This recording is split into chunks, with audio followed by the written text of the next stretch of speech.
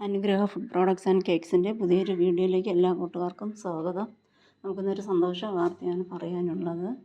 നിങ്ങളുമായിട്ട് പങ്കുവയ്ക്കാൻ ഞാൻ ആഗ്രഹിക്കുന്നു. കഴിഞ്ഞ ദിവസങ്ങളിൽ നമ്മുടെ ഫ്രാൻസിസ് പാപ്പയുടെ നില സങ്കീർണമാണ് നമ്മൾ ന്യൂസുകളിൽ വായിക്കുകയുണ്ടായി കേൾക്കുകയുണ്ടായി. പക്ഷേ ഇന്നങ്ങനെയല്ല ആ സ്ഥിതി.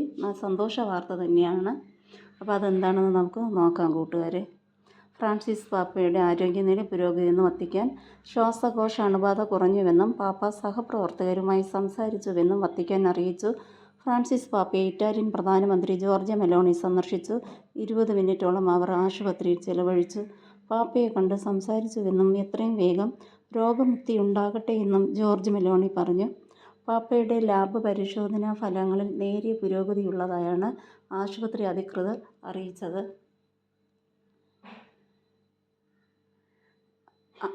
അണുബാധ മൂലം സ്ഥിതി സങ്കീർണമാണെങ്കിലും പുരോഗതിയുണ്ടെന്ന് ഡോക്ടർ പറഞ്ഞതായി വത്തിക്കാൻ വക്താവ് മറ്റിയോ ബ്രൂണി അറിയിച്ചു. Thank you Jesus.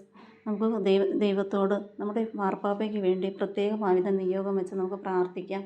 കുരിശിലെ 3 ആണികളിൽ തൂങ്ങിക്കിടന്ന നേരം അത്രയും ശ്വാസമെടുക്കാൻ ഏറെ വിഷമിച്ച ഈശോയെ, ഞങ്ങളുടെ സ്നേഹിപിതാവിനെ വചനമായി അങ്ങ് തൊട്ട് സുഖപ്പെടുത്തണമേ. ദൈവപിതാവിൻ്റെ അവർണ്ണനീയ സ്നേഹത്താൽ നിറയ്ക്കണമേ. പരിശുദ്ധാത്മാ കൃപയിൽ പൂർവാധി ശക്തിപ്പെടുത്തണമേ. ദൈവിക ആന്തരിക ആനന്ദത്താൽ നിറയ്ക്കണമേ. അനുദിന കാര്യങ്ങൾ ചെയ്യാനും തിരുസഭയെ നയിക്കാനും വേണ്ട ആരോഗ്യം ഞങ്ങളുടെ ഫ്രാൻസിസ് പാപ്പയ്ക്ക് നൽകണമേ. പാപ്പയെ പരിചരിക്കുന്ന മെഡിക്കൽ ടീമിനെ ശരിയായ രോഗനിർണയത്തിനും വേണ്ട ചികിത്സ നൽകാനും സഹായിക്കണമേ. പാപ്പയുടെ നല്ല ആരോഗ്യത്തിനായി പ്രാർത്ഥിക്കുന്ന എല്ലാ മക്കളിലും സമൃദ്ധമായ കൃപകൾ വർഷിക്കണമേ.